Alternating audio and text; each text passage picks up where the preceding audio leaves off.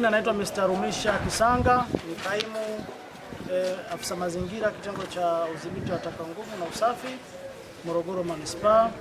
Awali kwa siku ya leo tunapenda kumshukuru Mwenyezi Mungu. Tumepata ugeni jumuiya ya wazazi wa CCM Morogoro mjini ambao wameona umuhimu wa wazazi, umuhimu wa usafi kwa ajili ya mji wetu wa Morogoro.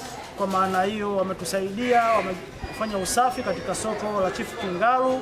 Naona wana hari kubwa, wameona mazingira yalivyo kwenye soko letu, wametoa uchafu, kila mwananchi ameona usafi ulivyofanyika. Tunawashukuru sana kwa kutuunga mkono.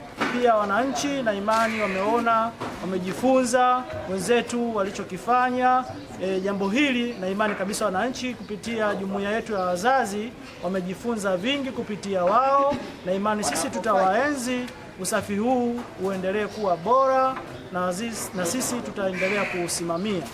Ndugu jumuiya ya wazazi, tunapenda kuwashukuru sana. Mungu azidi kuwalinda. Salamu Mheshimiwa Rais kwa jitihada anazoendelea kuzifanya kwa wananchi wake, na sisi wana Morogoro tunapenda kumshukuru sana. Mungu azidi kumlinda na kumbariki.